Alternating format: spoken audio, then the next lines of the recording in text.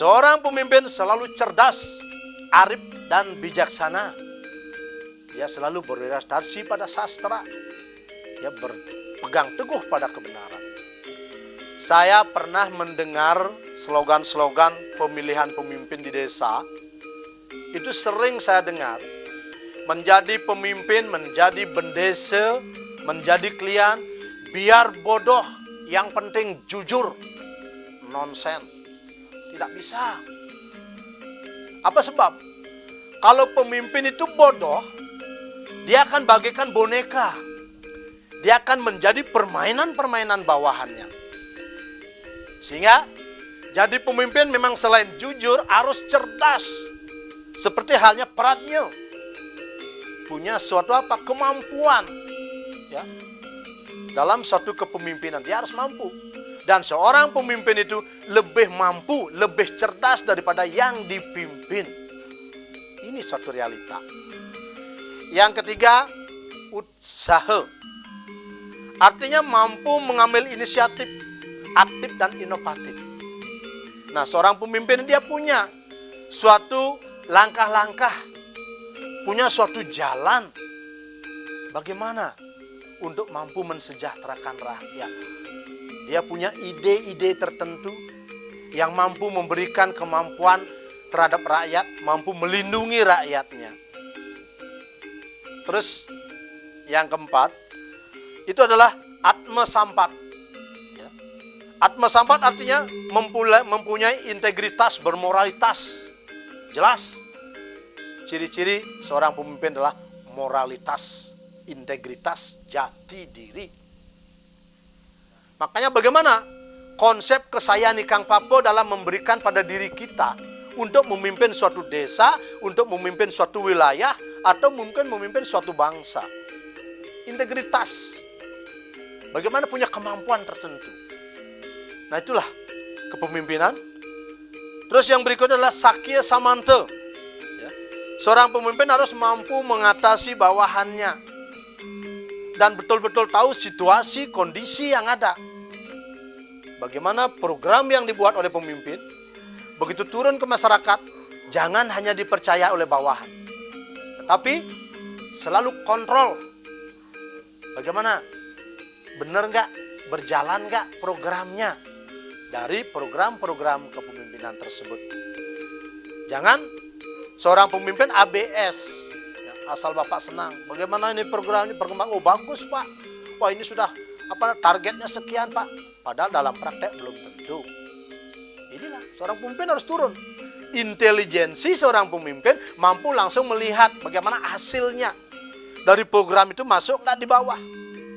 Bermanfaat nggak untuk rakyat? Kalau tidak, bisa diganti. Nah itulah, dia mempunyai satu integritas. Yang berikutnya adalah Aksudara Parisakta, yaitu mampu ya memadamkan perbedaan, mampu menyelaraskan suatu perbedaan. Minimal, kalau perbedaan itu tidak bisa disatukan, ada yang namanya pemimpin, ada yang namanya oposisi. Berarti antara pemimpin dan oposisi itu dia sama jalan, tetapi oposisi mempunyai satu pengawalan mengkritik pemimpin. Walaupun tidak masuk ke ranah atau masuk dalam satu tatanan seorang pemimpin. Nah ini 6 yang disebutkan dalam suatu sastra Hindu kita. Yang berikutnya, Kesayani Kang Papo Nahan Prayojana dalam Pancastiti Darmeng Parabu. Ada 5 konsep kepemimpinan di dalam suatu menjalankan tugas dan kewajiban seorang pemimpin. Yang pertama, ing arso sung tulodo. Seorang pemimpin di depan memberikan contoh, memberikan suri tauladan. Jangan sampai pemimpin memberikan contoh yang tidak baik. Ini adalah pemimpin yang luar biasa. Dia akan sebagai contoh. Jangankan di kantor, jangankan di suatu wilayah, dalam rumah tangganya pun akan disorot. Karena apa? Karena pemimpin ini satu dan yang dipimpin adalah banyak. Ribuan mata mengawasi satu pemimpin. Sedangkan satu mata pemimpin belum tentu bisa mengawasi ribuan rakyatnya. Ini harus konsep. Yang kedua, ing madyo mangun karso. Kalau seorang pemimpin berada di tengah-tengah rakyat, pemimpinnya harus mampu membangkitkan semangat rakyat. Harus mampu memotivasi rakyat. Jangan sebaliknya, seorang pemimpin memprovokatori rakyat. Karena pemimpin berada di tengah rakyat. Dan jangan juga mengatasnamakan rakyat. Nah ini kepemimpinan yang luar biasa. Yang ketiga adalah Tut Wuri Handayani. Bolehkah pemimpin berada di belakang rakyat? Boleh. Tut Wuri di belakang. Pemimpin itu ada di belakang rakyat, namun tetap fit kontrolnya, remote kontrolnya ada. Kalau rakyat itu sudah menjalankan tugas dengan baik, dia punya ide-ide yang bagus untuk memajukan dan mensejahterakan rakyat, seorang pemimpin harus mendorong. Tetapi, manakala pemimpin ini, rakyat ini akan membelok, apalagi dia akan terjun ke arah jurang, pemimpin harus memberikan atau meluruskan. Inilah Tut Wuri. Dia akan mengawasi dari belakang. Yang berikutnya adalah maju tanpa bala. Inilah gentlenya seorang pemimpin. Saya sering menyampaikan di masyarakat, jadi seorang pemimpin betul-betul sifat kesatria itu dipegang. Jangan hanya pemimpin berkedok mengatasnamakan rakyat. Jangan hanya pemimpin itu berlindung di bawah rakyat. Seorang pemimpin harus maju. Tanpa rakyat pun pemimpin harus berani maju. Memperlihatkan identitas diri. Memperlihatkan niat pelaksanaan dalam satu mensejahterakan masyarakat. Karena apa? Saya punya pengalaman tersendiri. Manakala rakyat diajak sesuatu hal yang ruwet, tidak akan mau. Kalau boleh saya mengutip istilah masa lalu, pemimpin dengan rakyat itu bagaikan memberikan suatu ramuan obat. Kalau bahasa Balinya ngemang loloh, ya. Rasanya pahit, tidak enak, sehingga memberikan loloh kepada anak kecil itu susah, tidak mau. Makanya harus dipaksa. Begitu dipaksa, reaksinya dalam beberapa hari kemudian merasa tenang, nyaman, sehat, itu baru. Ini yang perlu dilakukan pemimpin. Jangan hanya rakyat minta begini, diikuti. Rakyat minta ke sana, diikuti. Lihat dulu. Gimana tentang itu? Mampu nggak? Rakyat itu akan memikirkan nggak akibat dari apa yang mereka minta. Sekali-sekali perlu kita meluruskan dan memberikan suatu pandangan diri sendiri terhadap rakyat. Yang kelima adalah sakti tanpa aji.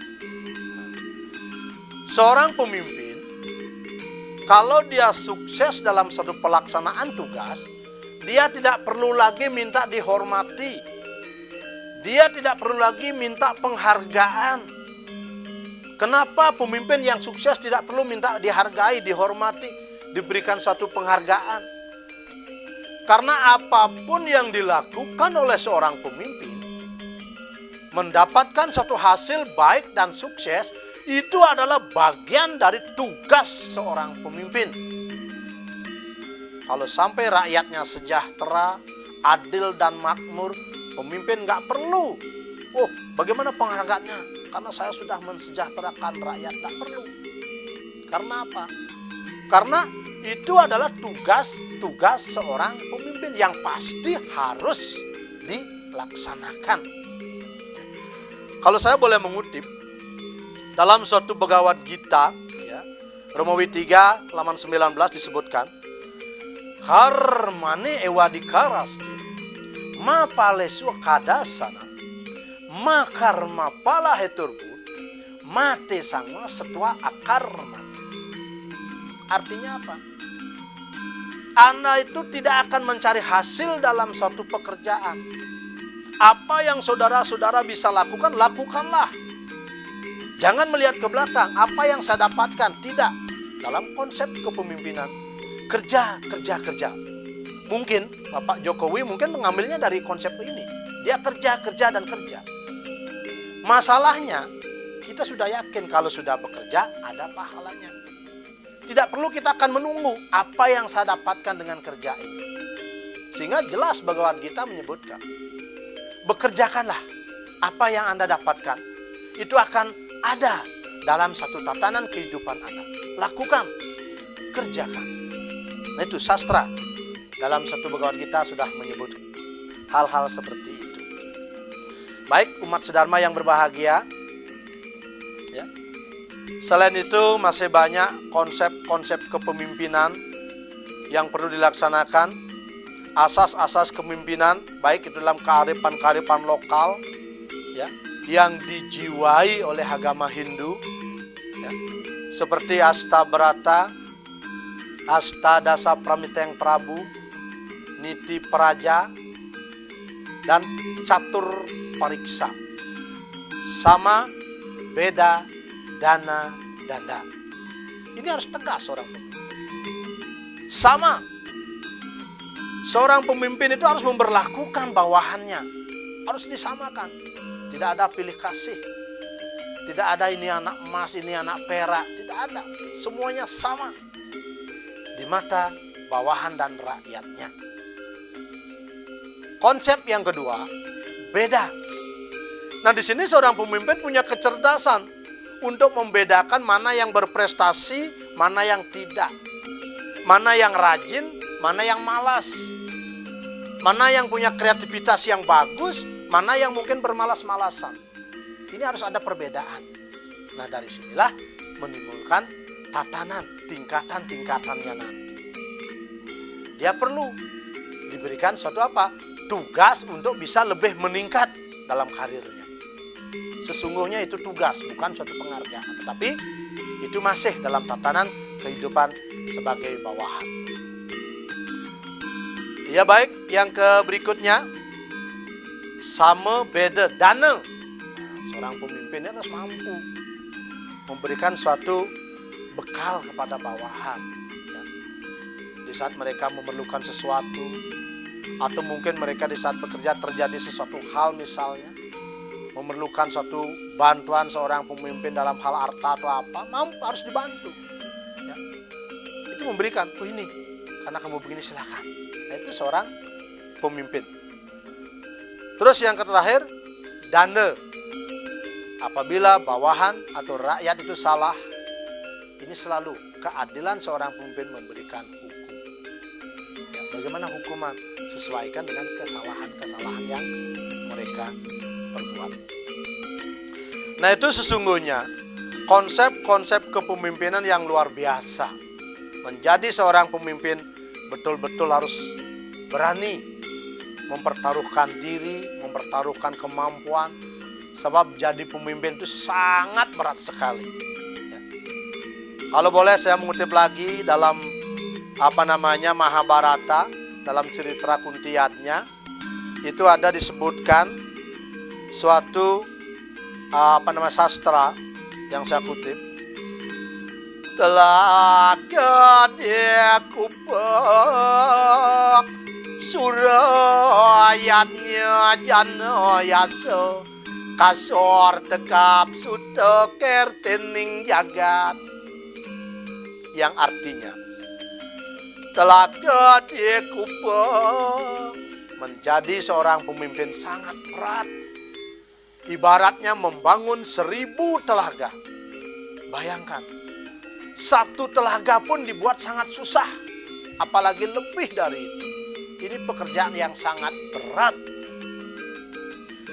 Surayatnya, seorang pemimpin terus berani. Sura artinya berani, yadnya itu berkorban. Makanya pemimpin itu berani berkorban, menyelenggarakan yadnya dimanapun, apalagi musim sekarang, musim pandemik. Ya. Walaupun tanpa rakyat harus datang ke tempat suci, walaupun hanya seorang pemimpin dan prajuru, harus berani tetap. Yadnya itu tidak boleh hilang. Dan dalam aturan pandemik tidak ada yang melarang untuk beryadnya. Selalu beryadnya sesuai dengan situasi dan kondisi. Yano yaso, yano itu artinya rakyat, yasa itu mempekerti. Bagaimana seorang pemimpin mengabdikan diri kepada rakyat.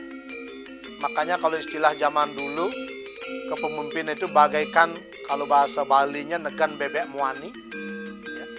Len buang bat, kopeng empang, sing mantaluh uyak tai. Itulah susahnya.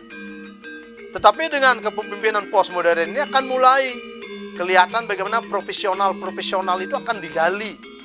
Sehingga dengan ini saya berharap saudara-saudara yang akan menjadi pemimpin tidak lagi seperti konsep masa lalu, ya. Seorang pemimpin menjadi hinaan, cercaan, tidak bisa. Harus yang betul-betul berkonsep kepada sastra-sastra. Kasor teka piro, semua pekerjaan berat itu akan kalah. Dia tidak akan berguna. Apa yang mengalahkan? Suteker tiring jagat. Apabila seorang pemimpin mampu mencetak anak-anak muda, mampu membuat generasi muda anak bangsa itu betul-betul cerdas, betul-betul mampu untuk membentuk yang namanya suputra.